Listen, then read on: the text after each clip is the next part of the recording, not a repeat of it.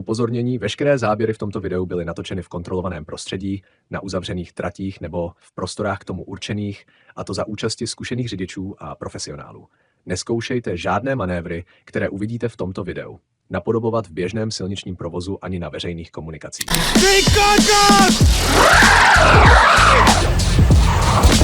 Jak ty děláš v tom autě? To si děláš To si děláš prdel. To si děláš to jede. Dobré. What the fuck?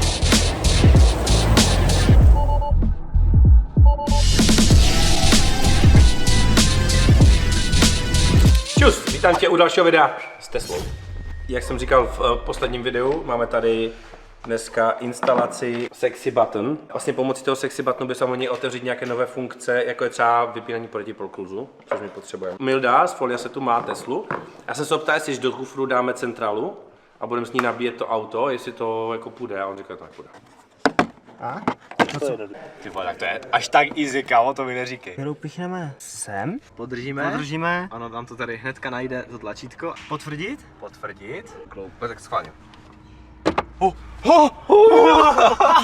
Traction control, drift mode. Máme drift mode. Drift mod Jo, vyložený. je tam vyložený drift mode. Jo, mám nastavený drift mode. Rypeš do mě? Dívej. Husté! Tak teďka zmáčknu S-kojem, jo? A už to vypl.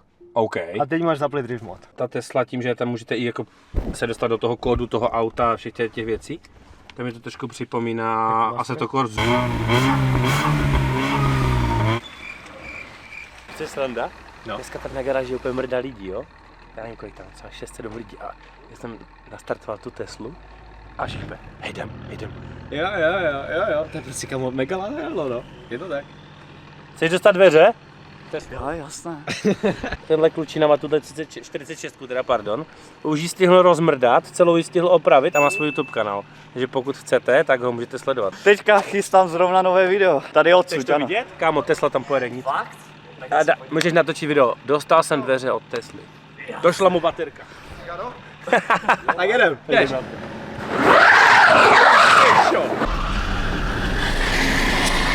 Ty kokos! To normálně střílí ten sníh, to jak má ten kruh. Jak... Kámo, ty se až kámo na to auto se na to 46 si dostříkl ten sníh.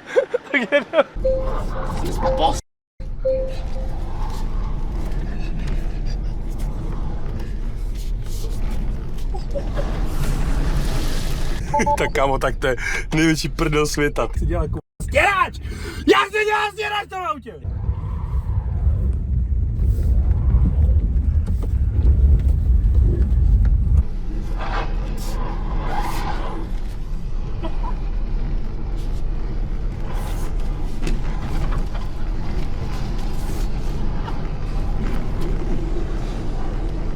To si magor, kámo. Ty kokos! Čum.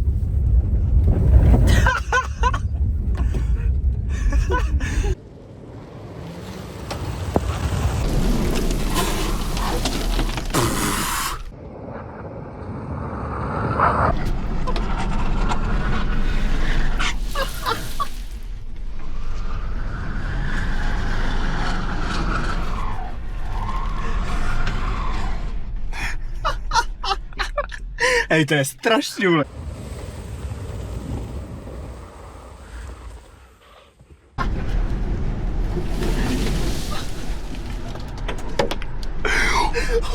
To si děláš To si děláš prdel. To si děláš Já nevidím, já potřebuji vidět.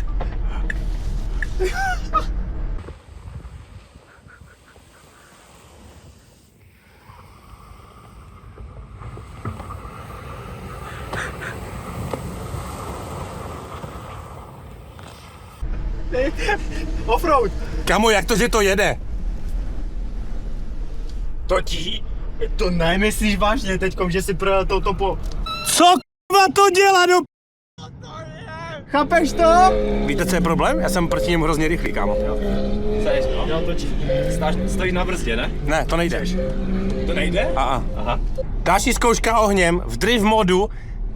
Parto, tohle je fakt jako hard kopec. Já jsem někde představit, co tam bude dělat, až tam dáme ty kontíky s tím sportovním vzorkem zimním. Kámo, to se nedá řídit tou rychlostí, kámo. Já jako řidič se věnu, nebo jakoby vnímám ty věmy. A já je nemám, kámo. Jo. To je jak kdybych byl na simu. Jenom prostě vy neslyšíte to auto a prostě vás to extrémně mate.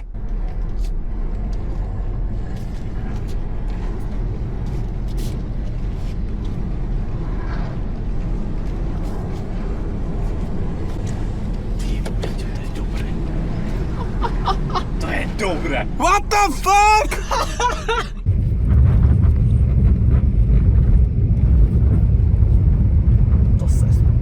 Kámo, ale děj se, tady je problém má vyjet normální auto, kámo. A čum? A úplně bez problémů. Já nechci nic říkat, ale to auto mě překvapuje čím dál tím víc a víc.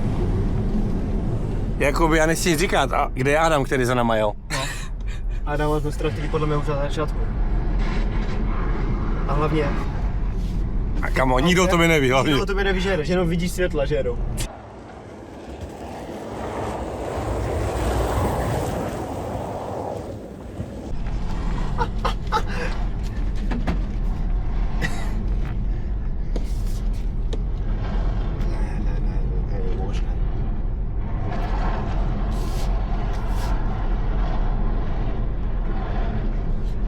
Pohoda.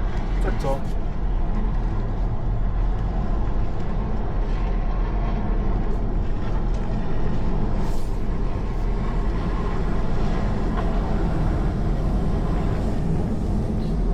Jako jen mi si to, jak rychle to žene. Kamo, to je, jo, to je extra. Co je? Upínání vozidla? To je jenom brzdění, jako tak řve. Ne. Počkej, jak ho vypnu? Bezpečnost? Jo. Jestli se nepřehřálo, víš? No? Že bychom zabili Teslu?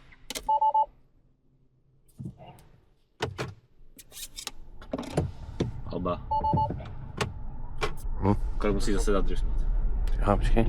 Tam ty baterky asi budou dostávat, že? Máme 118 km. Máme vykřapali 100 km. Ale je to jenom tím, že prostě já můžu driftovat takhle a držím prostě úplně trošku plynu. A nebo samozřejmě furt tomu hňápu, protože jste zvyklí z drifťáka tomu sypat. Hodně lidí bude hodně překvapených. Já jsem z toho docela v šoku, upřímně. Kluci tady taky. Nedokážu si představit, co to sakra bude dělat na nějaké větší cestě, na kterou se určitě dneska ještě půjdeme podívat, ale na to se páme v dalším videu. Půjčíme to ještě Krištofovi a Adamkovi. Adamek je vlastně jeden z členů týmu Footbokem, má takové klasické auto, má 46 v dieselu, tak mu to schválně půjčíme tam u nás v areálu, co na to řekne.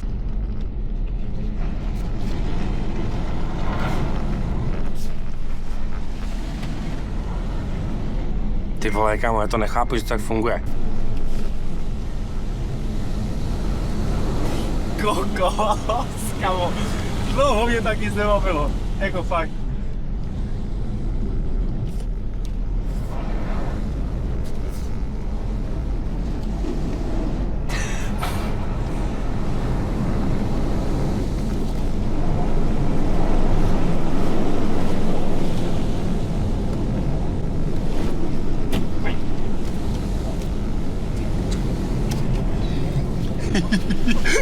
Ty, to je hrozná RZka.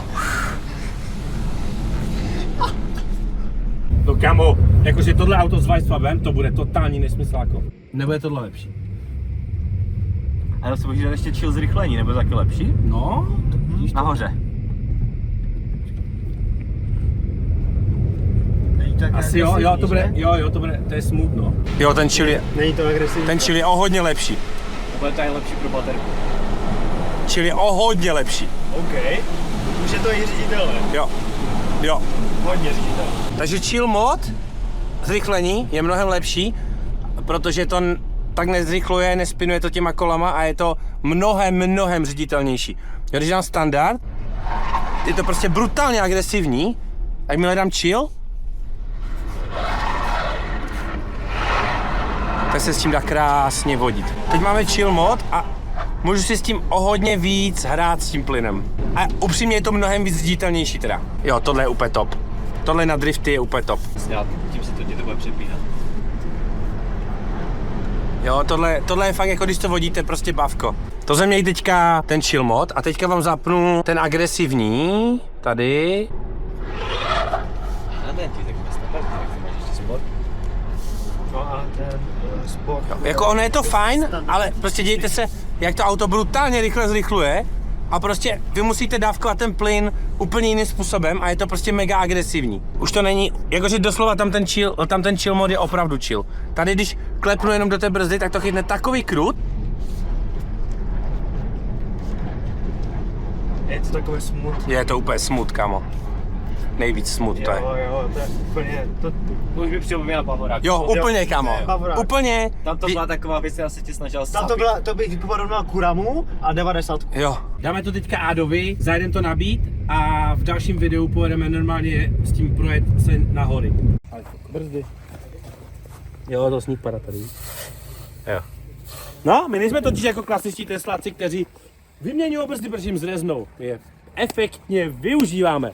Kámo, je to totální. My jsme zapadli, já jsem letěl tu levotočivou, no. Hodil jsem prdelí, kámo, do závěje sněhu, to mě sežralo a kámo, mě to hodilo do toho pole. Víš do kterého? Niky ti to ukáže potom. Kámo, já jsem normálně dal dlášku A a projel. já jsem si driftoval po tom poli. Kámo, tam bylo- Kolika sněhu, kámo. 40 Protože cm tak sněhu. má ten krut, tak kámo, to se prohrabe na zem. A kámo, to je extrém. Na chill mod budeme jezdit, kámo, brutálně dlouho. A to je přesně jak Bavorák 2 litr 2.3. Úplně. Ale ti na to stačí, víš jak? Úplně ten vibe. Jo, a ten Sport? Kámo, to přísahám bohu, to tě chce zajebat, kámo. To je tak rychle, že to jsi nezažil. Takže uvidíš, zajedem to pak nabít, uvidíte Adův názor, Krištofův názor, nabijem to a v dalším videu s tím jedeme do hor. Musíš nastartovat. Jak se startuje? Značky brzdo pod tou pačkou. Dej brzdu. Jo, teď.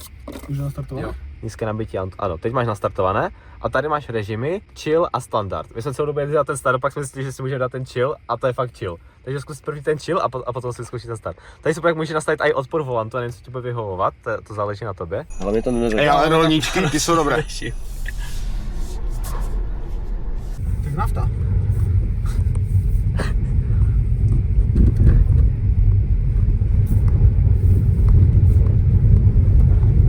No to je úplně divné, jak to prostě nemá ten zvuk. Jo, ale hlavně ty šlapne, že to má hned kruč, že? Jo to. No, tak asi musíš zkusit ten standard, jestli chceš. Tak, máš ho tam.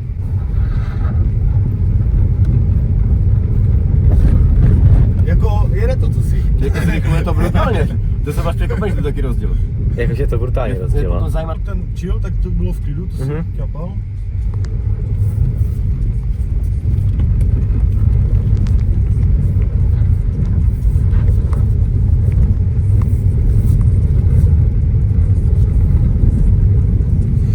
Tak co na to říkáš? To zahodil? Jo, tady ano, to projel tím polem na plácek. Ale je to dobré. Jo, že? Na to, že jsou na ty nafty. Máš tam ten chill teďka.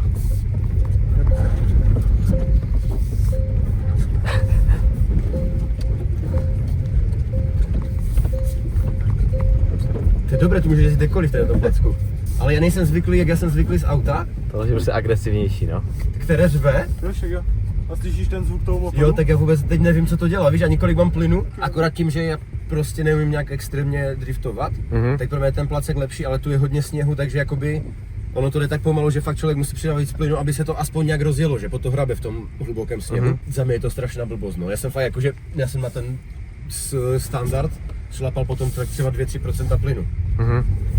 To je to takové víc chill prostě, no. Jak Bavoráček už. Ale i tak to zrychluje prostě. Jo. What the fuck, Strašně nechápu. překvapený. Jdem to nabít za 300 korun doplná, pojedem s tím někam se svést do lesu, takže jsem na to mega zvědavý. A já jsem někde představit, kam co to bude s tím Weissfabem. Ten Weissfab na tady toto nemá takové rejdy. To nemá, ale my jsme jeli esíčko v poli, co jezdíme vždycky. Kamo, to je nevidět na videu, já jsem to v životě tak rychle nejel, kámo. To jede župe.